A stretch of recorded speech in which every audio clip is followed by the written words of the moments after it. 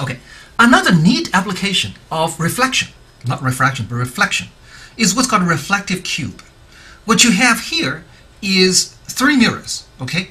And they are aligned, they are positioned to be perpendicular to one another. So one mirror is an XY plane, another mirror is an YZ plane, yet the third mirror is an XZ plane. So they're mutually perpendicular. And suppose I have a beam of light coming in, and this beam of light, the direction of that beam is described by the unit vector n, okay, by the unit vector n. And n has three components, x, y, and z. So I can write this vector as xi plus yj plus zk. All right. Now, what I want to know is what happens when this beam reflects off of these three mirrors. How does that work? Well, let's look at a simple case first. Let's say I have a beam which comes in this direction, okay? And then originally it is in the this is the y direction, okay? So this is the z direction, this is the y direction. X direction is perpendicular to the page. So basically this beam is in a YZ plane, okay, in a YZ plane. So the way it reflects, of course, it is also in the YZ plane, right? It is also in the YZ plane, and these two angles are the same. So in this particular case, the beam has no x component because this is a YZ plane, right? So the incoming beam would be, in this case, there is no x component, yj plus zk. And look at the outgoing beam. Okay, first of all, in the y direction, the incoming beam has such a component in the y direction. The outgoing beam has exactly the same component in the y direction. So the outgoing beam, which we call n prime, would be yj plus what? The z component. Okay, then the incoming beam has a z component that's negative. The outgoing beam has a z component that's positive. So you basically reversed the direction of the z component. So it's minus zk. Okay, so here is what happens when a beam gets reflected off of the xy plane. Okay, what happened to the x component? Well, it went from 0 to 0, so it didn't change, right? What happened to the y component? Went from y to y, it didn't change either. So what happened as a result? Well, the component along the z direction has been reversed from negative z to positive z, or vice versa. So this is the rule that you can follow. When a beam gets reflected off of the xy plane, in other words, perpendicular to z plane, the result is that its component along the x direction and along the y direction does not change. But the component along the z direction is reversed. Okay, knowing that rule, we can easily take a look at what happens when this beam gets reflected by all three surfaces. First of all, in this particular drawing, we know it gets reflected off of what? The xz plane, right? So as a result, what happens? The y component reverses. What happens to the x component? Nothing. Z component? Nothing. Okay? The y component reverses, so it goes out like this. So the beam is now xi minus yj plus zk. Right? Now, it gets reflected off of the xy plane. All right? Xy plane. This is perpendicular to z. So which direction gets reversed? Well, it's the z component that gets reversed, right? What happens to the xy plane? Nothing. So z component gets reversed. And that allows us to bring it back to the yz plane. Okay, now it gets a reflection in the yz plane. And in the yz plane, when you get reflected off of the yz plane, which is perpendicular to x direction, which component reverses? Well, it must be the x component that gets reversed. Okay, so x component gets reversed. So eventually, it's going to come out like that. This is called n prime. Let's look at n and n prime. Here we have three reflections, xy, xz, yz. When you get reflected off of each one of them, one of these three components get reversed, the other two does not. So after all three reflections, what happens? N prime becomes what? You reverse the three components, once each, and therefore n prime simply equals negative n. Now that's interesting, because regardless of which direction the incoming beam is, after getting through three mirrors of reflection, you always reverse yourself. Okay, the beam comes right back. Of course, you say, well, that is only because it's been reversed three times, x, y, and z. It's because it gets reflected by three surfaces, right? What if it gets reflected only by two surfaces? Only by two surfaces. Let's say it's coming in like this. It's parallel to the z direction, so that it gets so that it well so that it gets reflected by the xy plane. Okay. Well, in fact, let's see here. Let's say we look at a case where it has no reflection along the xz plane. Okay, you ask yourself, how come it doesn't get reflected off of the xz plane? It's because the light beam is parallel to the xz plane, right? So it will never hit the xz plane. Okay, if it's already parallel to the xz plane, what is the y component of that beam? 0, because it's parallel to the xz plane. It has no y component, right? If it's parallel to the xz plane, that will not get reflected by the xz plane. It will only get reflected by the yz plane and xy plane. Now when it gets reflected off of the xy plane, then z component reverses, so you get negative zk. When it gets reflected off of the yz plane, the x component reverses, so you get negative x I. Okay, there is no reflection off of the y plane, so the y component does not get reversed. However, do we worry about it? No, we don't, because there is no y component to begin with. The y component was 0, it remains 0, so it's plus or minus, doesn't matter, 0 times j. Okay, since it's a 0, I don't care if it's a plus or minus. So you see, n prime is still equal to negative n. Okay, this is when you have reflections off of two surfaces, you know, like 1, 2, and it goes back. A more special case is when it reflects only off of one surface, say the xy plane. This is only possible because the beam is parallel to the z-axis. Okay, it comes in like this and it comes out like that. In that case, there is no xz component and there is no yz component either.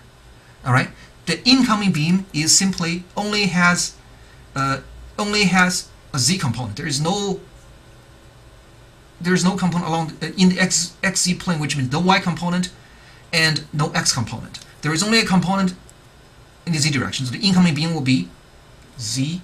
Okay, after reflection of the xy plane, z reverses, it becomes negative zk. So even in that case, when you reflect off of only one surface, again, the outgoing beam is always anti-parallel to the incoming beam. This is always true. What can you think of an application, a possible application of such a reflective cube, in which no matter what direction of light you shine upon it, you always get a light that reflects right back towards you? Well, how about a reflective cube installed on the moon? You know, during one of the Apollo missions, the astronauts put a reflective cube on the moon. It's very simple. It's just made of these three reflecting mirrors. And then here's the remote reflecting cube, okay, on the moon. And then here on Earth, we shine a beam of laser towards it. And because of the setup, the beam always gets reflected right back where we sent it, so we can actually detect the received beam. Of course, there's going to be a time delay between sending the signal and getting reflected signal back, because the Earth to Moon distance is large enough to have an appreciable time delay even for the speed of light. Okay, and knowing the time delay, delta t, we know that is the time it takes for light to travel from the Earth to the Moon and back. From that, we can find out exactly the Earth to Moon distance at that point. In fact, with that kind of a measurement, we have successfully measured the distance between Earth and Moon to an accuracy of plus or minus a couple of centimeters. Okay, that's how accurate it is. And another more down-to-earth application of a reflective cube would be, you know, for cars. Okay, the rear lamps of cars. You look at the rear lamp. Okay, it has a plastic cover, right? It has a plastic cover. Okay, I want you to take a closer look at the plastic cover of the rear lamps of your car. In fact, inside the plastic cover, they have these miniature reflective cubes. Miniature. And why do we want to do that?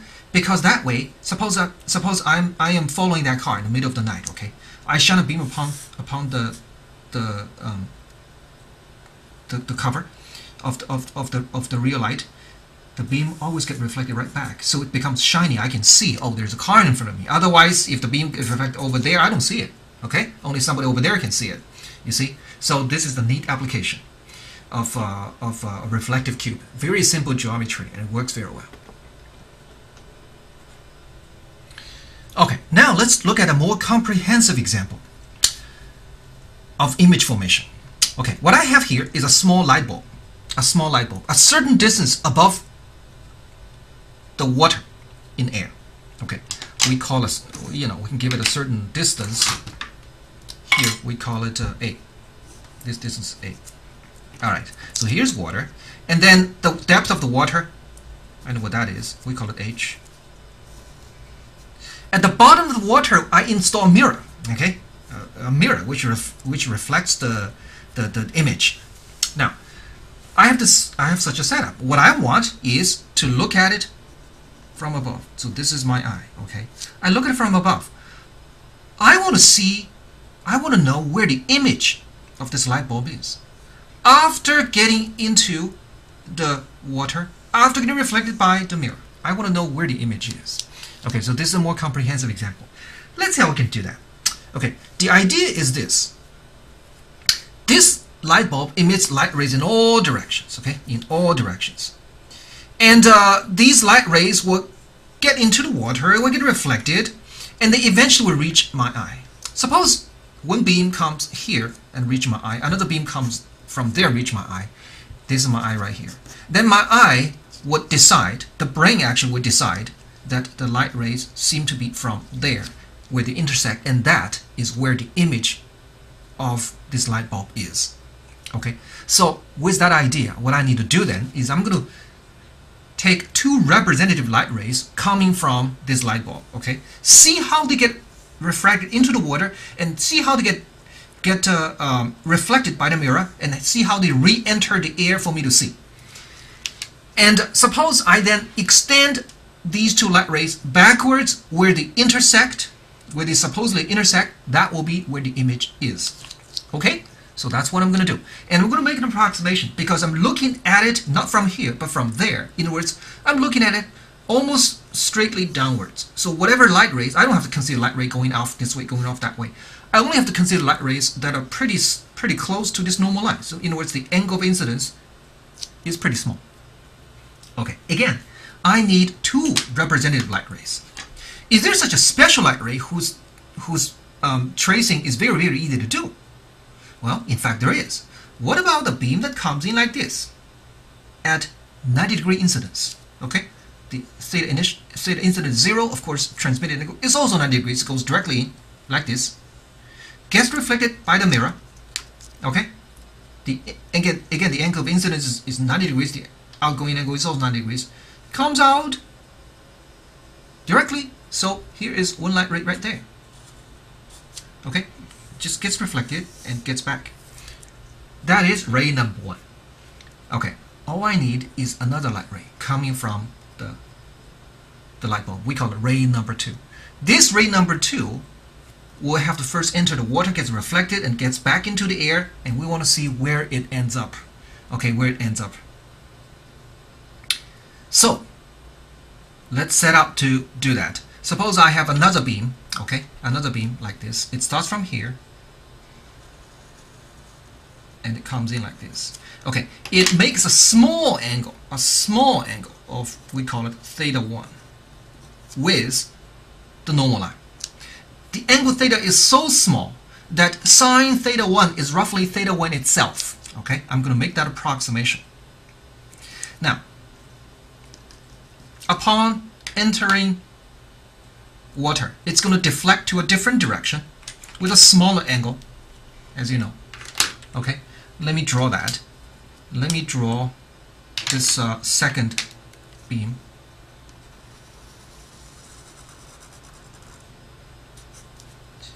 Alright, this angle is theta 2. Then it's going to hit water, hit the mirror at that point, and what does the mirror do? The mirror will then reflect it at the same angle. Okay? In other words, this angle is what? Theta 2. What about that angle? Also theta 2. Okay? So the mirror will send the beam back to here, at which point it is ready to get back into the air again. It comes out at that angle. Okay, what is this? What is this angle? This angle, of course, is theta 2. Then what do you think that angle is? What comes in theta 1 comes up. Okay, here it comes in theta 1, comes up theta 2. Here it comes in theta 2, go back, you get theta 1. See that? Okay? So, this is the second beam. Here's beam number 1, here's beam number 2. Now, our eyes will see one beam going this way, one going beam that way. They appear to be from where? They appear to intersect from here.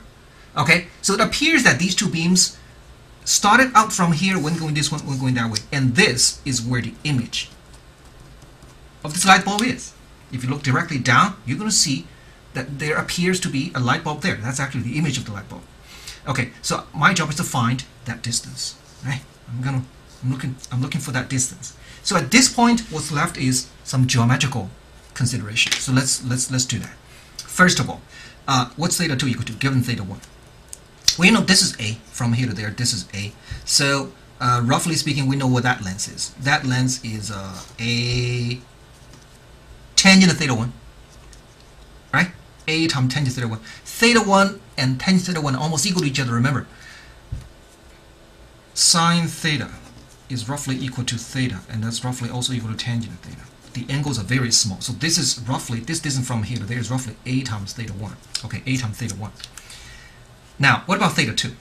Well, sine theta 2 over sine theta 1 is roughly equal to theta 2 over theta 1. And that, as you know, is equal to n1 over n2. n1 is for air, n2 is for water. So theta 2 is roughly equal to n1 over n2 times theta 1. Okay? So that's an approximation we're going to use. So that's theta 2. Now, this distance from here to there is the same as that. Okay, that's A theta 1. What about from here to there? From here to there. This right angle, okay, from here to there. Well, this height is h. This angle is theta 2. So from here to there, that distance is roughly equal to what? Is roughly equal to h times tangent of theta 2, which is about h times theta 2. Okay? So again, from here to there, it's A theta 1. From here to there, it's h theta 2. So you know the distance all the way between here and there now. Now, let's look at the reflection. This angle is again theta 2. So how long is that? Well, these two sides are symmetrical. So this is also h theta 2 from here to there. Okay, from here to there. And from that, it gets off. Okay, it takes off and then goes off in that direction. I am interested in this lens because that tells me how far below the surface of the water the image would be. Look at this right angle triangle. Okay, look at this right angle triangle. If I know this angle, which I know, what is that? Isn't it the same as theta 1? Look, right? Look. This is just a single line, right? It's a single line. So this is theta 1. If I know this angle, and if I also know that length, I know that length, then I can figure out this distance, right? This distance, which I call x. So all I have to do really is to find this length. Do I know this length now? Well, I do. Look. Let's extend this. What is this? This is A theta 1. What is that? That is h theta 2. And what is that? That's also h theta 2. So, let's call this point A and this point B. Okay, what is the length of AB? AB is equal to this plus this plus this, which is A theta 1, roughly, okay. A theta 1 plus h theta 2 plus another h theta 2. All right? And that's AB. Given AB and given this angle theta 1, let's find x. Okay? In this right angle triangle, I have AB over x is tangent what? Theta 1, which is roughly equal to theta 1. So therefore, x is roughly what? Length AB divided by theta 1. Okay? That theta 1 right here. So that's roughly equal to, plug in the expression for AB. A theta 1 plus H theta 2 plus another H theta 2 divided by theta 1. And let's work it out. The first term is A, theta 1 over theta 1, that's just A. The next term, actually the two equal terms, 2H, right? Then theta 2 over theta 1. What's theta 2 over theta 1? Theta 2 over theta 1 is roughly N1 over N2. So it's N1 over N2. That is X. So we learned that the image formed by this light bulb is roughly this far below the surface of the water. Okay, below the surface of the water. And let's see if it makes sense. Okay, let's see if it makes sense. You know, I wouldn't know the answer is right or wrong immediately, but I will know that if I make this problem easier, and that is I remove the water. Suppose there is no water, everything is just air. Can I do that? Yeah, I can do that if I let N1 be equal to N2, right? So, you know, it's really just the same medium, air. So N1 over N2 becomes 1, and that distance becomes A plus 2H. So what does that tell you? It tells you that if there were no water, then the image of the light bulb would be a distance of A plus 2H below the surface, below this line. Okay, now this is already A here. From here to there is already A, and you have that far below that line. So the total distance from the light bulb to its image would be what? Would be 2A plus 2H. Does that make sense? Does that make sense? Well, look, here's the mirror. Here's the light bulb. Okay, what's that total distance? It's A plus H, so it's A plus H. Where's the image? The image is right there. Okay, it's, you know, the mirror image. This is A plus H. So how far is it from the light bulb to the image? Is 2A plus 2H, which is exactly what it says. Okay, that X, of course, measures from here to there. That distance already is A. So that's what X is. See, at least in this special case, this gives us the right expression. Okay, now we're going to see more examples of image formation. Here is, in fact, I can also take this example and bring it to the next chapter, but the idea we already understand. Okay, in the next chapter, we're going to also look at many more examples on how to form an image, and the idea is always the same. I imagine two light rays coming from this object, and look at how, you know, they are bent, they're refracted or reflected, whatever, by various instruments, and then after all this reflection, whatever, how do they emerge back and reach our eyes? If one beam going this way, one beam going that way, the image always appear to be where they're supposed to intersect in the back, even though they do not really have to intersect there. Okay, it just appears to be from there. So we'll see more examples of this type in the next chapter.